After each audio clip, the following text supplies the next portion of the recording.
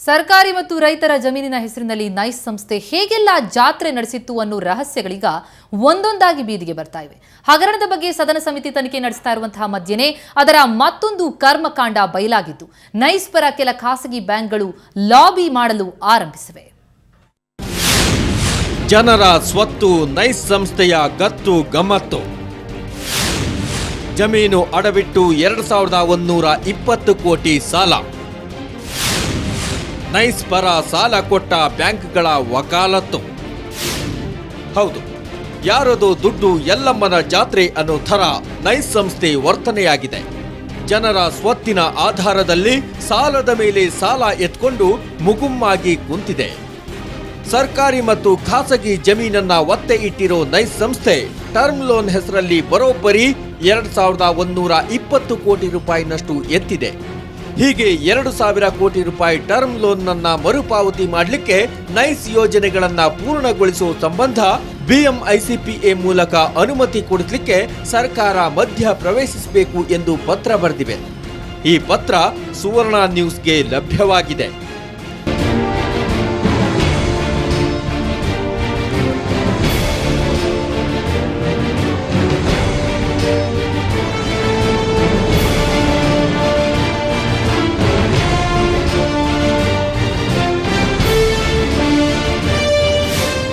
RBIಗೆ ಬ್ಯಾಂಕ್ಗಳ ಪರವಾಗಿ IDFC ಸರ್ಕಾರಕ್ಕೆ ನವೆಂಬರ್ 13 ಮತ್ತು 16ಕ್ಕೆ 2 ಪತ್ರಗಳನ್ನು ಬರೆದಿದೆ.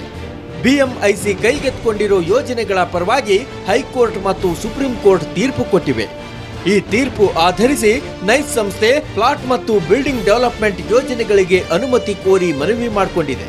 ಹೀಗಾಗಿ ಸರ್ಕಾರ ಮಧ್ಯ ಪ್ರವೇಶಿಸಬೇಕು, ಇದರ ಬಗ್ಗೆ ಚರ್ಚೆ ನಡೆಸಲಿಕ್ಕೆ ಅವಕಾಶ ಮಾಡಿಕೊಡ್ಬೇಕೆಂದು ಸರ್ಕಾರಕ್ಕೆ IDFC ಪತ್ರ ಬರೆದಿದೆ.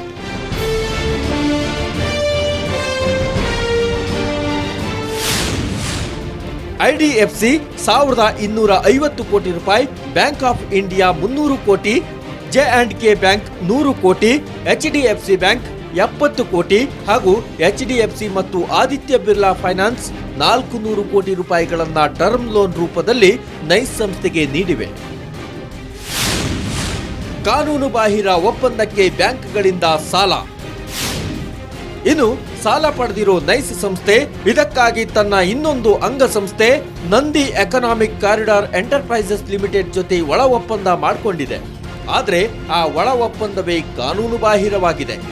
ನೈಸ್ ಮತ್ತು Nandi economic corridor enterprises limited ಜೊತೆ 2002ರಲ್ಲಾಗಿರೋ ಒಳ ಒಪ್ಪಂದ ಮೂಲ ಒಪ್ಪಂದಕ್ಕೆ ವಿರುದ್ಧವಾಗಿದೆ.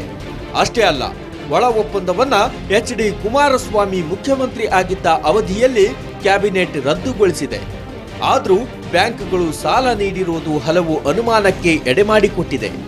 ಇನ್ನು ಈ ಪತ್ರಗಳಿಗೆ ಸರ್ಕಾರ ಏನು ಉತ್ತರ ಕೊಡುತ್ತೆ ಅನ್ನೋದನ್ನ ಕಾದು ನೋಡಬೇಕು. ಜಿ ಮಹಂತೇಶ್,